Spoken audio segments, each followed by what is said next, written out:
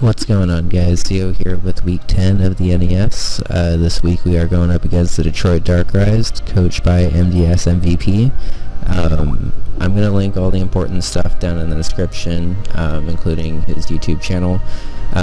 But first, you may notice that this isn't the usual layout that I have to open up a video, and that's because I got inspired to do this literally as I was about to hit record.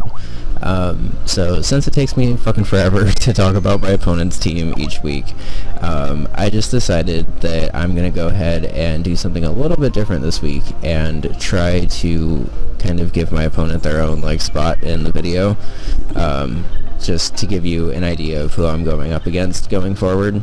This screen cap is from the official league document, which has been in the description pretty much every video, I think, but for the people who's actually been keeping up to date with it and stuff, it's actually been pretty helpful in planning and stuff, so I wanted to pull it up while I was talking about their team.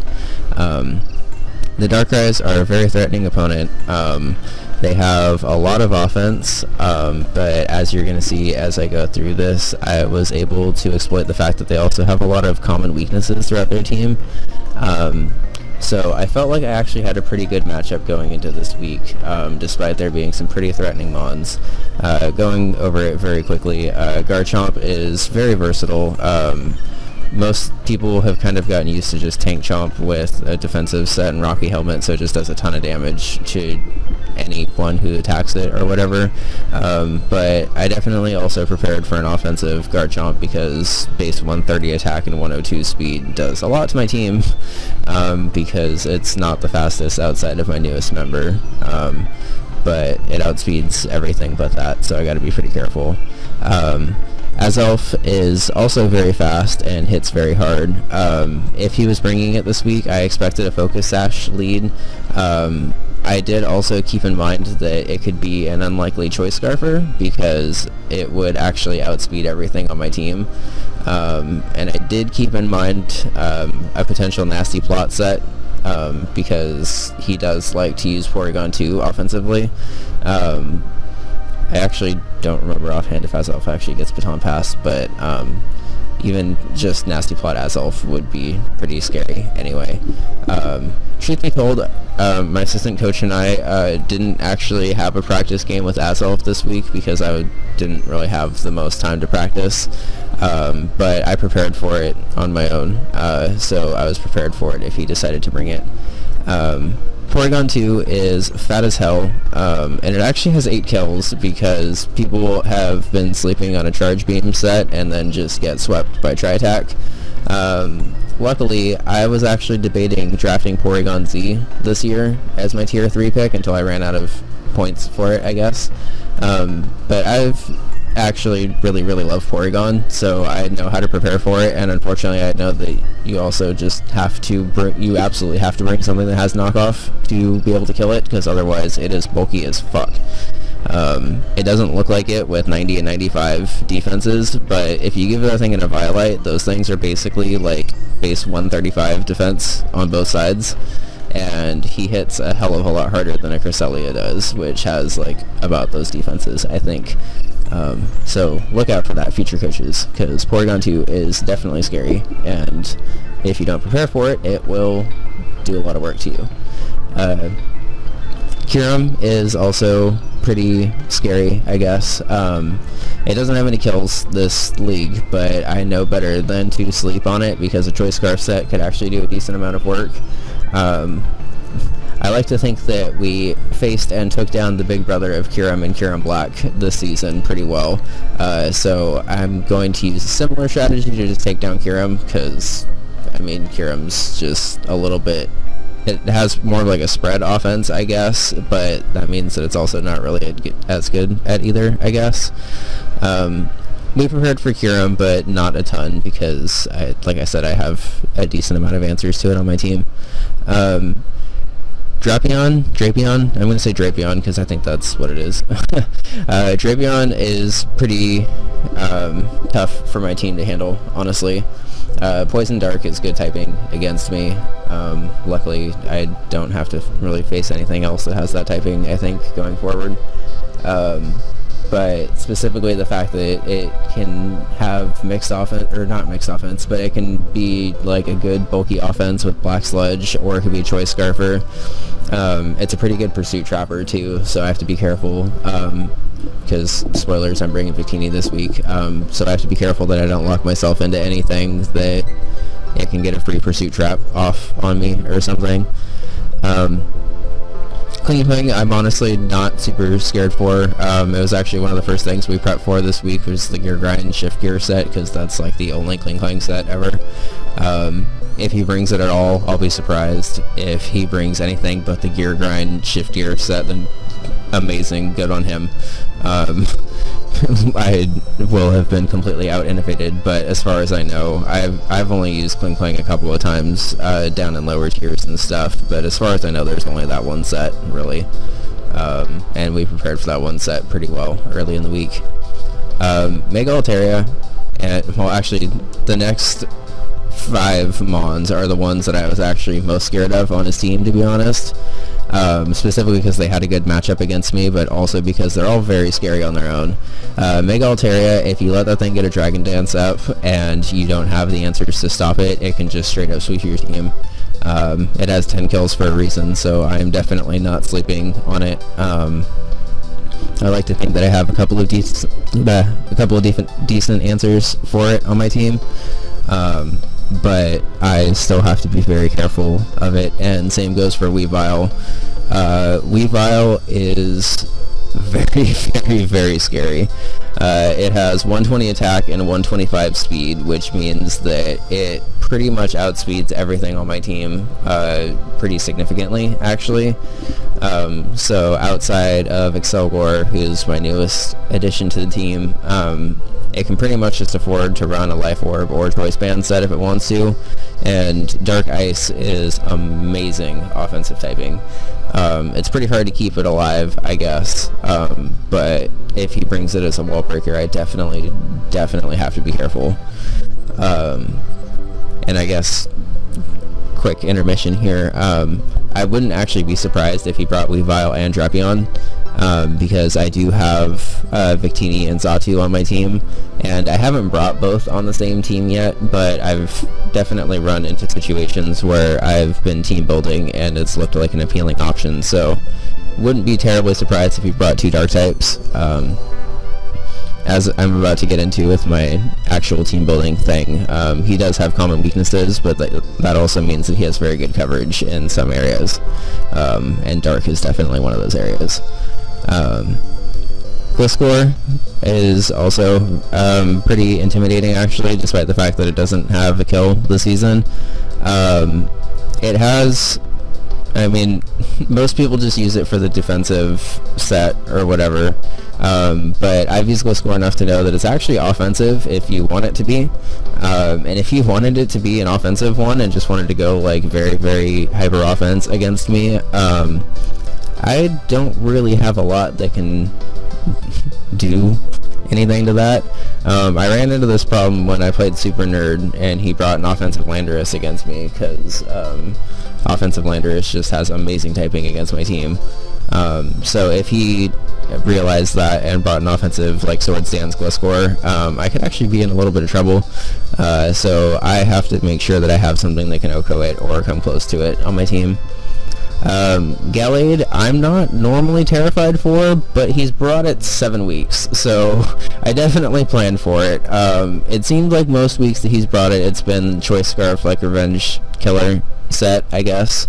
And with 125 attack, I guess that's actually pretty good. Surprisingly, Gallade is actually really bulky special defensively. Like, it has a 115 special defense. Like, I mean, it's not gonna, like, live a ton of things, but it can switch in if it needs to. So I prepared for mostly the Choice Scarf set because that's the set that I've seen that he prefers personally. And finally we have Vivillon, which I need to talk about for a little bit, even though this video is already 10 minutes long. I'm definitely going to have to put in a time skip thing to help me out here, because I'm just rambling like crazy. Teambuilder might actually get its own video this week, honestly, with how long it's been going on. Anyway, So Vivian is probably one of the scariest things he has on his team to me, and I really hope that he doesn't realize it, because he's only brought it 2 weeks. But if it gets a Quiver Dance up, Hurricane and Bug Buzz do so much damage to my team. And if he just brings a third coverage move like HP Rock or something to cover for Victini and whatever else could resist those two, or even Sleep Powder, honestly, because outside of Breloom I don't really have anything that can take a Sleep Powder. But if he brings Vivian and it's the Quiver Dance set with Compound Eyes or whatever, I'm gonna have to play very carefully around that. I don't really have a ton of answers to it besides get up Stealth Rocks and just try to kill it before it gets a Quiver Dance up. But after a Quiver Dance, it pretty much outspeeds everything on my team, including my Scarfer that I'm bringing this week, which is an issue. I luckily have my Scarfer, spoilers, able to outspeed Mega Altaria, but Vivian's just a little bit faster, and after it gets the Quiver Dance speed boost, it happens to outspeed, so I just have to be very careful around it. And also, I guess the Teambuilder's getting its own video this week, because there's no way I'm having a 20-minute intro to my battle. So I'm going to go ahead and switch over to the team that I'm building this week, so I'll be right back. Alright, so I've tried recording this part of the Teambuilder like 6 times now, so I'm just gonna use this recording, no matter how bad the commentary is, so sorry in advance. So the Darkrais have a ton of common weaknesses, including 6 fairy weaknesses and 5 ice weaknesses. So I'm preying on that this week and doing something I've never done before and going hyper offense. Pretty excited to do it, because I think the last mod on this team will actually allow me to do it, which I couldn't do before. But I realized that I needed to freshen up my team building and take a step outside of my comfort zone, I guess. I normally prefer balanced offense, but I'm going hyper this week because I need to get some kills. So Kebia Berry Gramble allows me to take a hit from a super effective poison type attack. I've used this before, but with Drapion on his team, I needed to be able to switch in and either dish out a Play Rough or a Close Combat. Between Play Rough, Close Combat, and Ice Punch, I hit everything on his team for super effective damage, but as Elf, I don't think he's bringing Kling Klang, but Kling Klang actually gets pretty destroyed by Close Combat. And Porygon 2 can take it, but if it has its Violite knocked off, I'm pretty sure it's an OHKO. But basically this thing is just meant to be a good wall breaker. I don't think it's going to get a ton of kills this week, but I expect it to do a lot of important damage, and that's mainly what I need it for. So moving on, I have one of my 2 cleanup mons, as well as a kind of fast utility mon this week, and a Life Orb Breloom. Mach Punch, Spore, and Drain Punch I've used before, so I don't really think that I need any particular explanation on them. But Feint, for those of you guys that don't know, Feint is a move that out-prioritizes most priority moves. And the reason I have that this week is because Weavile very commonly runs Ice Shard, which is a +1 priority move like Mach Punch. So in most instances I could just spam Mach Punch and just get kills and stuff, but because Weavile's faster than me and also using priority, its priority would move before me, and Ice Shard pretty much kills me if I like have any prior damage on this thing. So I'm bringing Feint because Feint is actually a +2 priority move, so it out-prioritizes his priority. It's complicated, but I wanted to explain that for people who are a little bit newer, I guess, and don't really know that, because it doesn't really actually say that in the description. It just says it nullifies Detect and Protect, which is also cool, but it doesn't say that it's a +2 priority move and out-prioritizes other priority. Just trying to spread the knowledge, I guess. And Drain Punch is there to recover health if I go up against a P2 without its Violite. In case you can tell, I'm pretty nervous for Porygon 2 with a Violite because I know that it is fat. And I know that he likes it, so I know it's coming, pretty much. So After weeks of bluffing the Choice Scarf, I am finally bringing the Choice Scarf. I need it to outspeed a +1 Mega Altaria, and a +1 Mega Altaria dies to a Sludge Wave like pretty much every time, I think. Ice Beam hits Garchomp, Vivian, Gliscor. I didn't want to bring ground coverage this week because he actually has 3 ground immunities, as well as a couple of resists, I think. So I didn't want to bring Earth Power, so instead I brought Stealth Rock just on the off chance that I get Nidoking in for free and can bluff that I'm going to kill something and just go for rocks instead. It didn't come up too often in my practice games, but because Ice Beam and Sludge Wave just decimated his team, I didn't really need the 3rd and 4th coverage move this week, I thought. So I brought Sucker Punch because I wanted priority. I didn't think that he was going to bring any, I didn't really think that he was going to bring anything faster, but if he did bring a Scarf Kyurem or a Scarf Drapion, or even a Scarfed Azelf or Garchomp, I guess, because he does have Scarfers on his team that can outspeed my Scarfer. I just wanted that extra priority just to catch him off guard and potentially do a little bit of chip damage before I die. It's situational, but I wanted to bring it just in case, because you never know when those situations are going to pop up. So I have my 2nd huge wall breaker on the team in Special Victini. I've never brought Specs Victini before, actually, even in a practice game before this week. So I was very pleasantly surprised to see the damage it was doing between this coverage. Glaciate, as a reminder, has a 100% chance to lower speed by 1, and because I have Victory Star, it's 100% accurate, which is really nice. Hidden Power Fighting hits Porygon 2 for quite a lot of damage after a Violet's knocked off. And Kling Klang for a decent amount of damage if I don't go for Blue Flare for some reason, which seems kind of dumb. And Blue Flare is there mostly for stab and to do a ton of damage to stuff. If I get a burn, that's nice, but I'm not really counting on it.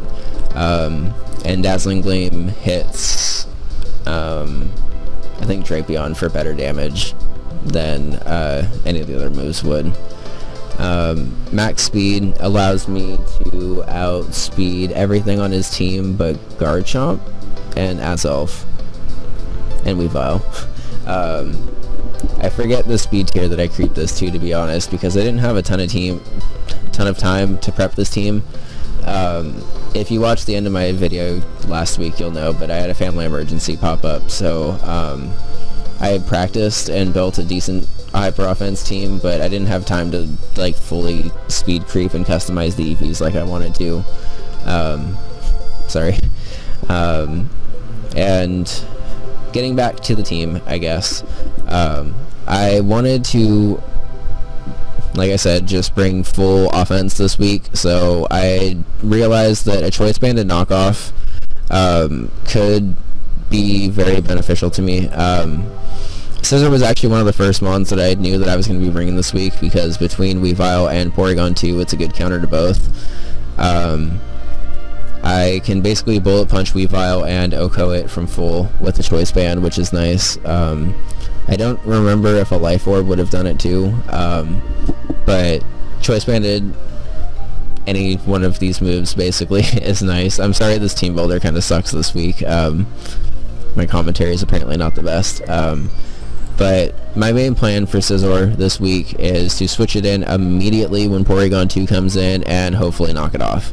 I cannot have that Porygon 2 having a Violite in any way, shape, or form, because I know how fat it is, and I know it gets Recover, and I'm not going to let it fucking set up on me and just punch holes in my team while it just sits there floating. I know better than that, so I am preparing very, very heavily for it.